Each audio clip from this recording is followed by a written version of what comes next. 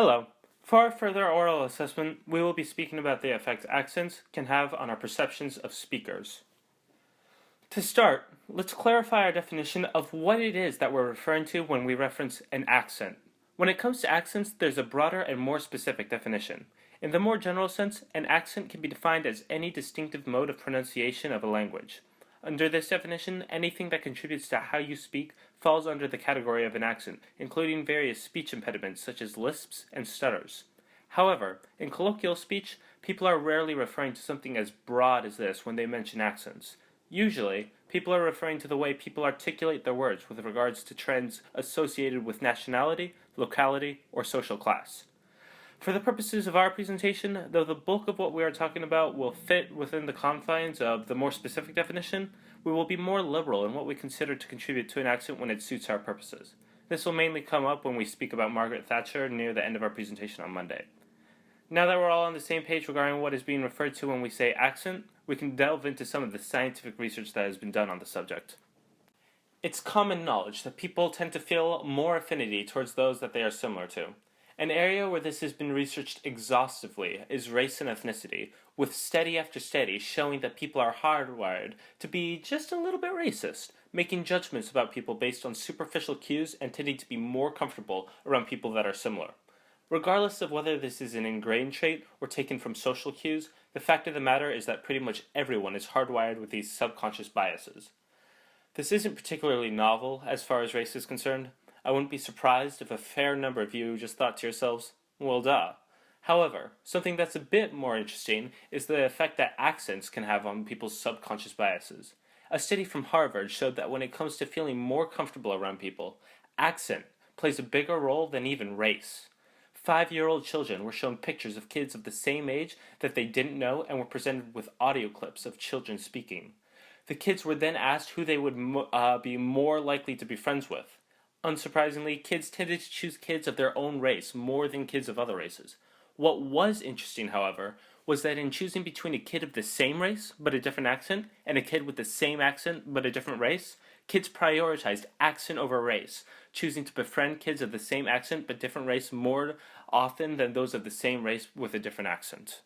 This bias even goes beyond who we're more or less inclined to like. In a study conducted by the University of Chicago, participants were asked to listen to audio recordings of trivia facts that had been delivered by people of various native and non-native accents. The listeners were then asked to assess the truthfulness of the information. It was found that the people with native accents were believed significantly more often, even though the trivia itself was the same regardless of the speaker. These findings are also supported by 2 studies published in the British journal The Psychology Review. In the first study, 119 English participants were asked to listen to various simulated police interview recordings of officers interrogating suspects of armed robbery and check forgery. 2 versions of each recording were made, one with the actors playing the suspects with a Birmingham or Brummie accent, and the other with the actors using a standard English accent.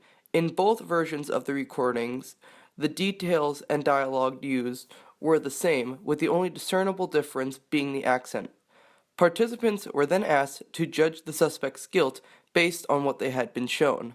The results showed that suspects with the Brummie accent were more than twice as likely to be judged as guilty of the crime than those with the standard English accent.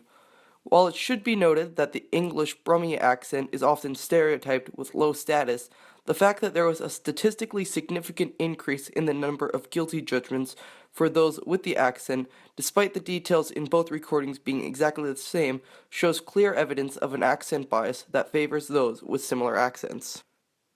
The other study from the Psychology Review was very similar to the one conducted in England.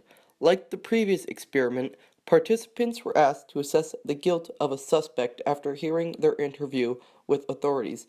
However, this study, which was conducted in Australia, used a standard Australian accent, a broad regional Australian accent, and a stereotypical Asian accent instead of a standard English accent and Birmingham accent.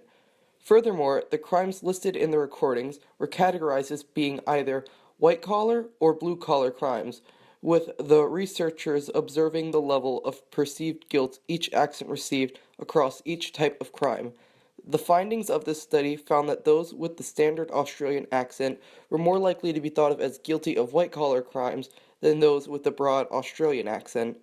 The opposite was found to be true for blue-collar crimes. The value of this study is that it not only shows a clear accent bias, but that it also shows that different types of activities, in this case crimes, can be associated with different types of accents. For our presentation, we will show the application of this information in a real-life context by using famous public speakers, in most cases politicians, as case studies.